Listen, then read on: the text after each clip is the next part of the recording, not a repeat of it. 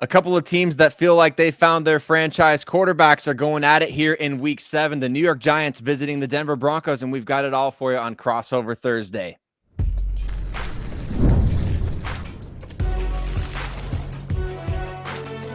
You are Locked On NFL Crossover, part of the Locked On Podcast Network. Your team every day.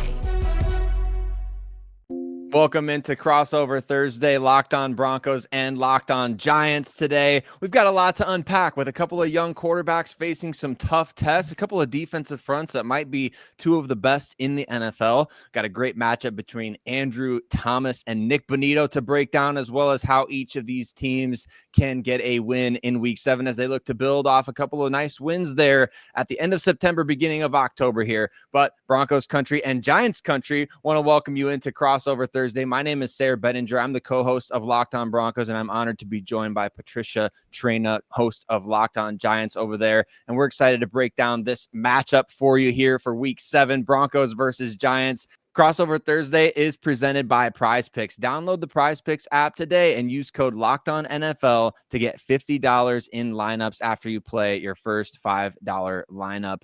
Patricia, we were just talking off camera a little bit here and just vamping on, these two teams, the Broncos and the Giants. It finally feels like they've found their quarterbacks. It's been exciting to watch for the Giants, even from a Broncos fan's perspective, because obviously everybody in Broncos country is watching to find out, hey, when is Russell Wilson going to get replaced? I guess, I don't know if it's a misery loves company sort of thing or whatever, but also because you love to see teams finding their young quarterbacks, and it feels like the Giants have found theirs. Is that the top storyline going into this week, or what would you say for the Giants' perspective is the biggest storyline heading into week 7? Yeah, it's keeping the momentum going. I mean, the Giants with a big win over the Philadelphia Eagles. We were talking about how the Broncos broke the Eagles and the Giants finished them off. At least that's what we think happened. But yeah, Jaxson Dart has brought a new energy to this team that was just lacking. And going back to the end of last year when there was debate, will the Giants keep Brian Daboll and Joe Schoen? Their plan to management, their argument to retain their jobs was, let us fix the quarterback situation. Let us get our guy in here, and we'll see if we can't be a little bit better because, they had talent. They really did. And they just didn't live up to the billing because there was just, the quarterback play was a big problem. They just weren't gelling, if you will, as a unit. Now they bring in Jaxson Dart, a kid who's got moxie, a kid who, looks way more advanced than I think anybody thought he would be at this point in the season.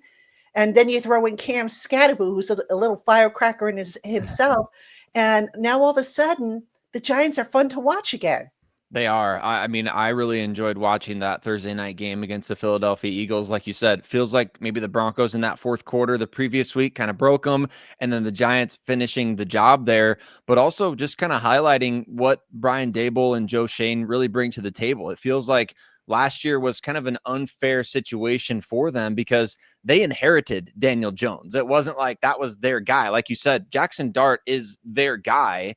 And so when you inherit somebody like Daniel Jones and you maybe outkick your coverage that first year of their tenure together, I think that kind of created an unfair perception of what those guys had built. And obviously the Saquon situation, all that stuff, it's a lot all at once. But you give it a little bit of time in the NFL and you get a quarterback in that you believe in. And all of a sudden, I think you can kind of just feel from that Giants sideline, everybody sort of responding to that moxie from Jaxson Dart so far. Yeah, absolutely. After the game in the locker room, you asked any player you asked about the energy that Jaxson Dart brings to the table.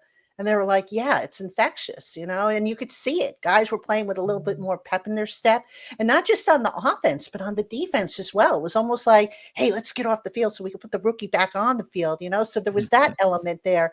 And it's just such an incredible turnaround because going back to when they were on that 3-game losing streak, the mood in the locker room was so blah. It was so down. It was like the music, which was high, in the beginning of the season, suddenly the music was dwindling down, and guys who were laughing, playing cards and doing whatnot in the locker room, all that went away. And then Jaxson Dart comes in, and now it's like they've embraced this kid. he's a rookie, but he carries himself like a guy who's been there, done that. And I think his teammates appreciate that. They appreciate him for what he brings. They appreciate that he cares about them. And, that's not to disrespect Russell Wilson, because Russell Wilson cared and, gave it his all and everything like that. But it's just a different type of energy that Jaxson Dart brings, that youthful energy. And it's just rubbed off on some of these guys who were maybe beaten down a little bit by all the losing. Yeah, it really feels like the vibe has changed for that organization. And now they get to go on the road to Denver into a hostile environment against a team that, quite frankly, might be a little bit worn out this week. I mean, just to be honest with you, and that might be the biggest storyline from the Broncos' perspective is how do you continue this winning streak that you're on after traveling to Philadelphia and immediately flying over to London and offensively really kind of laying an egg against the New York Jets. That was the other thing that you and I had talked about before we started this show is we kind of both expected the Broncos to do a lot more scoring against the New York Jets. We expected it to be a lot easier of a victory for them, but the Jets with their backs against the wall kind of forced the Broncos into a lot of different mistakes there. I think the biggest storyline until it's not for the Broncos is going to be, can your offense actually get going? And is this the right defense to try to get going against? Because you're going up against a defensive front that, I mean, they got Brian Burns, Dexter Lawrence, Abdul Carter, Kayvon Thibodeau, all these guys that can play at a, quite honestly, an elite level, right? So you're breaking into left guard for his second start this week. Bo Nix, I don't think he's been anywhere near the problem that a lot of people in Broncos country seem to think, but Sean Payton and Bo Nix getting on the same page this week against a Giants defense that's got some teeth on that defensive front, it's going to be huge. Yeah, absolutely. And one of the things I mentioned on my show this week, the Giants defense, the front four has been getting it done. That was a problem for them last year where they would send four rushers and the quarterback would still have all kinds of time to get rid of the ball and whatnot. This year, 9 of the Giants' 12 sacks have come from a 4-man rush, which means the Giants can now drop an extra guy back into coverage and blanket some of these better receivers that, opponents have. So, now the back end of the defense has been kind of up and down a little bit, notwithstanding, but anytime you can get home at a 4-man rush and force the quarterback off his spot, force him to make mistakes, and especially with a young quarterback, even though Bo Nix, this is his second year, he's still technically a young quarterback. And the Giants, they cranked up the aggressiveness last week on the urging of the players of all things, and it paid off. I mean, Jalen Hurts was running for his life. He wasn't able to make plays. He was contained. He couldn't get outside and pick up yardage with his legs. And I anticipate there'll be a lot more of that against the Broncos. Now, what I'm curious to see is, will they do a little bit more disguising to maybe confuse Bo Nix, something the Giants don't really do a whole lot of, but we'll see if they throw that in just for good measure. It'll be fascinating to find out because the Broncos passing game in the second half, at least in the third quarter against the New York Jets, was kind of non-existent. I mean, a lot of times you wonder, is it Bo Nix problem? Is it Sean Payton trying to use too many different personnel groupings? Is it the receivers not separating? Like, what is the disconnect right now for the Denver Broncos? But ultimately, offensively, of course, as you know, when we've seen this team run well, as with many teams in the NFL, if not every team in the NFL, if you can run the ball effectively, man, that offense seems to get humming pretty good, whether it's run or pass. And Bo Nix hasn't made a lot of mistakes this season since week 1. I mean, he has, had his moments, right? He's missed some throws and things like that. But generally speaking, he's a guy who doesn't take a lot of sacks or put the ball in harm's way too much. Although you would kind of like to see him maybe test downfield a little bit more. So we'll see if he does that in this game against the New York Giants. And there are plenty of big time matchups in this game that could determine the winner or loser, including a pretty marquee matchup off the edge between Broncos pass rusher Nick Bonito and Giants offensive tackle Andrew Thomas. We'll talk about that and much more coming up on today's Crossover Thursday edition. Locked On Broncos and Locked On Giants.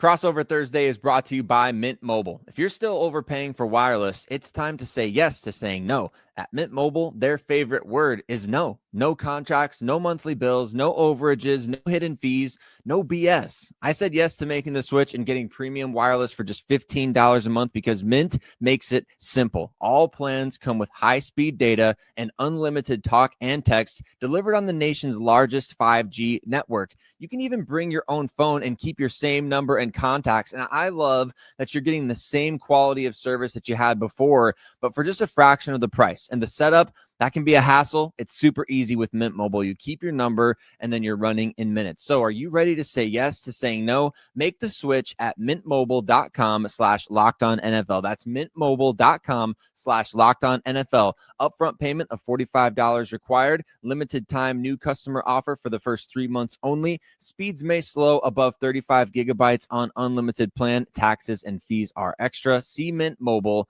for details. Crossover Thursday is also brought to you by Built. Nobody likes paying rent, right? But if you must, you might as well get something for it. That's where Built comes in. Built is changing the game by turning your rent payment into real rewards you can actually use. When you pay rent through Built, you earn flexible points that can be redeemed toward hundreds of hotels and airlines, a future rent payment, your next Lyft ride, and much more. But Built isn't just about rent, it's about rewarding you around your entire neighborhood. I love that with Built, your rent finally works for you. You're earning points every single month on something that you already have to pay. So whether you're grabbing food or heading to the gym, it doesn't matter because you're still earning rewards. Built has made everyday life feel more rewarding, from your neighborhood to your travel plans. So turn your rent into rewards and start earning points around your neighborhood by going to joinbuilt.com/LockedOnNFL. That's JOINBILT.com/LockedOnNFL. And make sure to use that link so they know that we sent you. We're all excited to find out if Andrew Thomas can be the one to finally stop Nick Bonito off the edge. And as always, the trenches are going to play a huge role in determining the outcome of this particular matchup between the Denver Broncos and the New York Giants. All of you Broncos fans and Giants fans out there listening or watching today, we just want to say quickly, we appreciate every single one of you so much for making Locked On Broncos, Locked On Giants your first listen of the day every single day. And I'm really pumped for this matchup, especially because you get to watch two of the best in the league going at it. We've seen Nick Bonito go up against a number of premier left tackles in the NFL this year. Joe Alt when they played the Chargers, obviously Jordan Mailata when they play against the Eagles, and a number of others. But this week against the New York Giants, Andrew Thomas has something a little bit different back there to protect now with a franchise quarterback of the future. Not that it changes the way that he plays, obviously, but there's a little bit more at stake now with going up against a guy like Nick Bonito in a matchup like this. Yeah, absolutely. And, it's funny. The first couple of weeks, Giant fans were getting a little restless with Andrew Thomas. Oh, they should trade him, get rid of him. When's he going to get on the field? But, they took their time bringing him back. Since he's been back, he has been unstoppable. And the funny thing is we had him on a video call on Monday, and he said, I still got a lot of things I've got to fix. And I'm like, I'm the one who asked the question. I said to him, well, what do you got to fix? Because you haven't given up a sack. I think you've given up maybe 2 pressures, and that they came, against the Eagles. I said, what do you got to fix? So he gave me a list of things he had to fix. And I'm sitting there going, gosh, if you still don't think your game is at a high level, then I'd hate to see what it looks like at a high level. It's going to be really scary. But yeah, Andrew Thomas, it's hard to kind of fathom that just one guy on a 5-man unit would make that much of a difference, but he really has. He absolutely has. Without Andrew Thomas, the Giants were averaging in the run game 36 yards. With him, they're up to 135.3. The passing game, they were averaging 115.2, 130.3 with him. So I'm like, yeah, he's made a difference. Now, the interesting thing with this matchup with Nick Bonito primarily does play against the left tackle. I wonder if perhaps they're going to move him around a little bit and maybe put him up against Jermaine Illuminor, who's the right tackle, on some plays, because Jermaine Illuminor has been solid, but Andrew Thomas has just been a human brick wall. And if I'm the Denver defensive coordinator, I probably would look to move Bonito around a little bit. I don't know if he loses anything, but Andrew Thomas, when I asked him about Bonito, he's like, this is a guy who can for power to speed and does so many things well. Has so many moves in his toolbox, and he's going to be probably one of the biggest challenges the Giants' offensive line, and in particular Thomas, has faced this season. Yeah, he has 8 sacks already in the first 6 games of this season, and he almost had 2 against the New York Jets, but he was only credited for half each time because he didn't quite finish the job right away. So he ended up getting only credit for half a sack. So it's crazy to see his productivity, especially because the conversation around him, I suppose it's somewhat similar to what it was with Andrew Thomas and the Giants, because going into Nick Bonito's second year, Broncos fans are wondering, is this guy ever going to see the field? Like, is he going to be a roster cut? Is he going to get above Randy Gregory on the depth chart? I mean, that was the question. It's kind of funny to think back on now, knowing what we know, but he has developed into one of the league's premier rushers. And to your point, I do think that Vance Joseph will move him around a little bit, as well as hopefully get back his full arsenal of guys off the edge. This past weekend, they didn't have Jonah Ellis against the New York Jets. And I think Ellis, if he's back against the Giants, that allows Vance Joseph to do a number of different things in terms of moving Bonito to different sides of the field. But they also really trust Jonathan Cooper off the other side, who, if Bonito is attracting as much of attention as he possibly can on one side, Jonathan Cooper can handle his on the other side. He had the game-winning sack against Justin Fields and the Jets. But as I was joking with Cody earlier in the week, Patricia, who on the Broncos didn't have a huge crucial sack against Justin Fields and the Jets this past weekend? But Jonathan Cooper, he's playing well this season. I think when you look at the other side of the ball too, on the Broncos offense, Courtland Sutton, he's been their number one receiver all season long. The Jets were the first team, honestly, that did a really great job of bottling him up. He found a way against Quinyon Mitchell of the Eagles. I mean, he found a way against everyone else that they've faced, except for, I don't want to say necessarily just Sauce Gardner, but the Jets entirely kind of limited the Broncos' passing attack. What do you see as being the Giants' plan going up against somebody like Courtland Sutton, who's kind of head and shoulders above everyone else for the Broncos at wide receiver? Well, one of my things with the Giants is hit the receiver within the legal limit. Hit him. Don't let him have a free release and get into his patterns, because the Giants' defensive secondary has been hot and cold. They haven't really, I mean, they haven't been horrible. I won't say that, but I think they could be a little bit better. So that being said, I would fully expect they're going to maybe bracket Courtland Sutton, put a guy over the top, put a guy underneath, and just kind of bracket him would make sense. Now, that will create, obviously, one-on-one opportunities for some of the other guys. My biggest concern is the role of the tight end, old friend Evan Ingram, who Giant fans know very well, by the way. Mm-hmm. The Giants against tight ends still having some problems. And that's what I would be concerned about if they decide to bracket Courtland Sutton, because now will the middle of the field be wide open for Ingram to do damage, So that would be my biggest concern from the pass rushing or the pass coverage perspective for the Giants. And Evan Ingram has finally started to come on for the Denver Broncos the last 2 games. He had a really nice second half against the Philadelphia Eagles, got his first touchdown as a Bronco, and then against the New York Jets, kind of picked up right where he left off, had a big 4th down conversion. He's had a couple of plays, contested catch situations as drive starters for the Broncos in these clutch situations against both the Eagles and the Jets, that you're kind of thinking, hey, this is the difference of what the Broncos were missing last year. Last year, the Broncos leader at tight end had 19 catches. The Broncos leader at tight end had 188 yards. Evan Ingram is a game changer just by way of being out there on the field, even if he's not catching the ball. So it's a huge difference for the Broncos to have him. And I agree, that'll be a huge matchup. You and I were talking about Cam Skattebo, the energy that he brings to the table.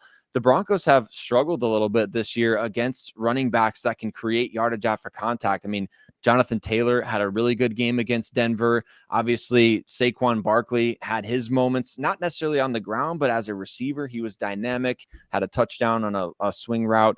What do you see as Cam Skattebo being a key in this game in terms of that matchup of the Giants' running offense going up against Denver's run defense? I always call Cam Skattebo a little human bowling ball, because when he gets going, he's going to knock guys down like bowling pins. Just a very tough, determined runner with a lot of personality. I mean, Yes. He's absolutely endeared himself to Giant fans. But one of his secret weapons are his hands, as a receiver out of the backfield. We saw it in training camp. And that was one of the things that initially jumped out at me. I was like, wow, this guy's pretty good with his hands out of the backfield as a receiver. So now that he's got the running the running part of it synced up, you've got a multi-weapon here where when you see him on the field, it's not necessarily going to be a run. It could be a pass. It could be he stays in the pass protect, which is, gotten better each week. So, I like that because sometimes with running backs, they do one thing better than the others. And when you see them on the field, it's almost like a sure sign as to what's coming. And I think with Skattebo on the field now, you have to sit there and say, okay, is he going to run? Is he going to be a receiver out of the backfield? Are they going to have him into pass pro? What are they going to do? So it creates an additional, air of mystery that the Giants can use to their advantage. They definitely can, and Broncos fans are just hoping that there's not going to be real-time regret with RJ Harvey, their rookie running back, who has had flashes this season, but certainly hasn't done anything consistently to the level that we've seen from Cam Skattebo. Although I don't know if that's a fair comparison at this point, but at the same time, you drafted a guy in the second round. You hope to get second-round productivity. So we'll see how the Broncos do defending Cam Skattebo. I know a lot of Broncos fans wanted him in their pre-draft mock drafts there, and now he's going to be running against them in the Mile High City. But what has to happen for each of these two teams to get a win? The Giants, they've won 2 of their last 3. The Broncos have won 3 in a row. These two teams, not just trying to keep pace, they're trying to still make some noise here in the middle of the season. We're going to talk about what has to happen for each of these two teams to win on Crossover Thursday edition, Locked On Broncos and Locked On Giants. This Crossover Thursday is brought to you by Mazda. Mazda crafts cars for those who do more than simply move. Mazda delivers confidence with every single ride, with more IIHS Top Safety Pick Plus awards than anyone else in 2025. And from footwork to breathwork, athletes, they sweat all the details. And Mazda, they bring that same intention to how they craft every single model. You can feel the Japanese craftsmanship in every detail, from the metallic accents to the available Napa leather upholstery. And you can make everyday drives feel like anything but, from smooth handling to intuitive controls. Just like our players on the Broncos and the Giants, you know what? Mazda, they sweat every single detail, because when you make every move count, impossible becomes irrelevant. Mazda, move and be moved. What has to happen in week 7 for the Denver Broncos and the New York Giants to get victories? Well, we're going to tell you on today's Crossover Thursday edition, Locked On Broncos and Locked On Giants. Once again, just want to say thank you to all of you that make us your first listen of the day. If you haven't already done so, take a second, subscribe wherever you listen to podcasts, as well as on YouTube. Patricia, I'm going to defer to you first here.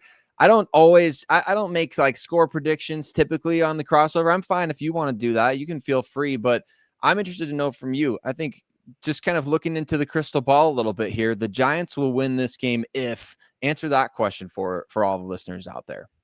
Well, first off, I'm not going to make a score prediction because I never get it right. I don't even come close. So I don't like to make score predictions unless, somebody puts me on the spot. So I wanted to get that out of the way.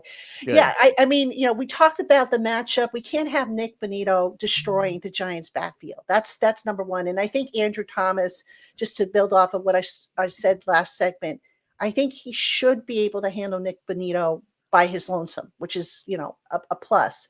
But for the Giants, if you go back and you look at their losses, they all have a common denominator. And that common denominator, mistakes, self-inflicted wounds, whether it be a pre-snap penalty, whether it be a turnover. I mean, we saw the Saints game, 5 turnovers. I mean, you can't win games if you're going backwards or you're giving the ball away. You just can't. So, the Giants, they have talent.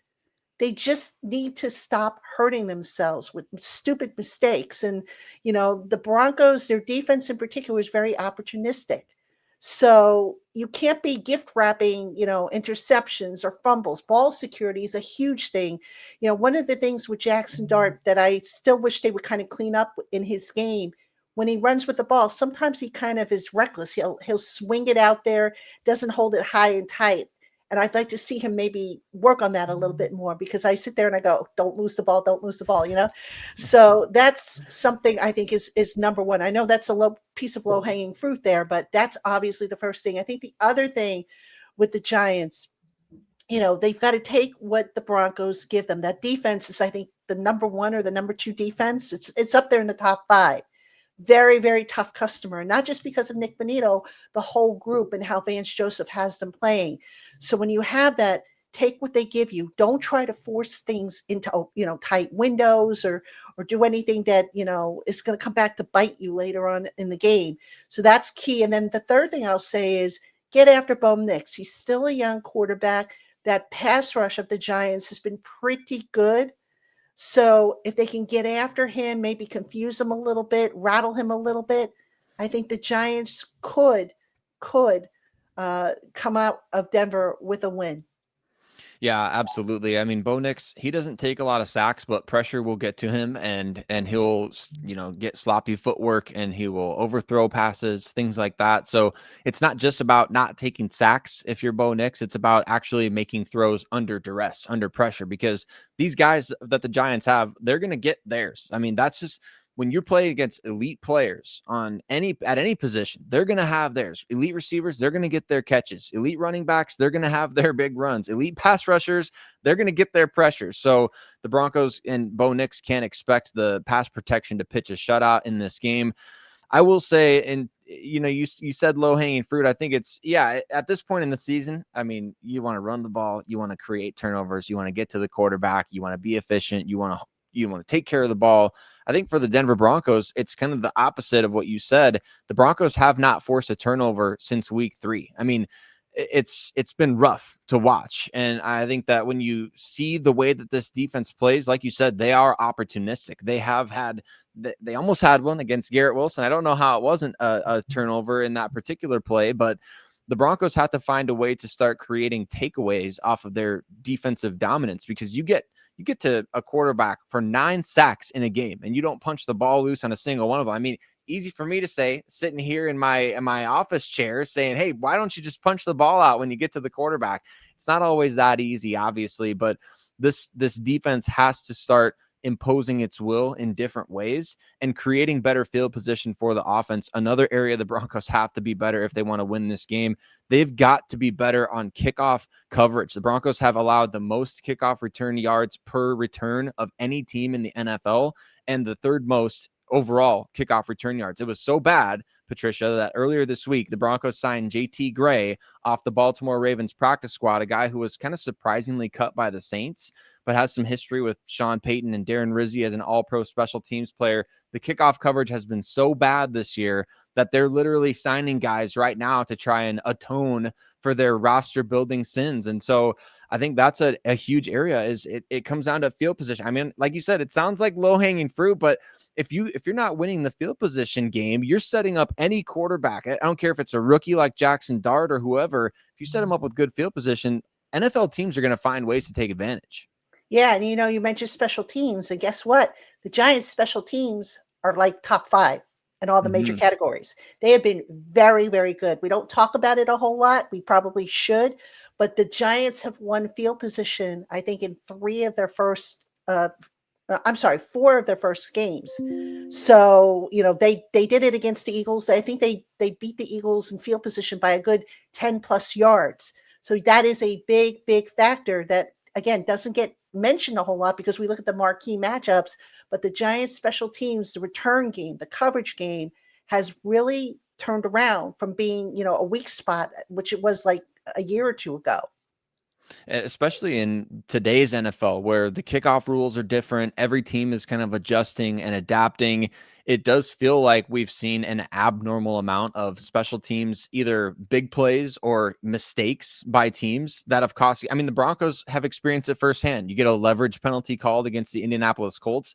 Right now, that's the difference between the Broncos being on top of the AFC and kind of fighting and battling with the Chargers and the Chiefs for a position in the AFC West in general. So it's interesting to see how big special teams has become this season. But I think Broncos fans and Broncos country in general expected a lot more out of special teams coordinator Darren Rizzi, who was a very highly renowned and regarded special teams coach as the interim coach of the Saints last year. So going to be interesting to see what these two teams do in this particular matchup. Jaxson Dart, Cam Skattebo, they're coming on the road to the Mile High City to face off against the Denver Broncos. It'll be exciting. It's going to be a fun one. Broncos country knows what it's like to kind of be in that beginning stages of hopefully discovering your franchise quarterback. And like you said, Patricia, when we were about to start this one, a little bit of just a pep in the step around the Giants organization going into this game. Yeah, let's hope it keeps up. I mean, the Giants are coming off 10 days in between games. The Broncos, as you said at the start, a lot of traveling. So how are they going to function? I don't know if that's an advantage or a disadvantage. I mean, I guess it all depends, but it should be a good one. The Giants, that momentum has to carry over. And I think if they keep carrying it over and saying, yeah, we can beat these tough teams, these playoff teams from last year, that whole argument about the tough schedule now goes out the window.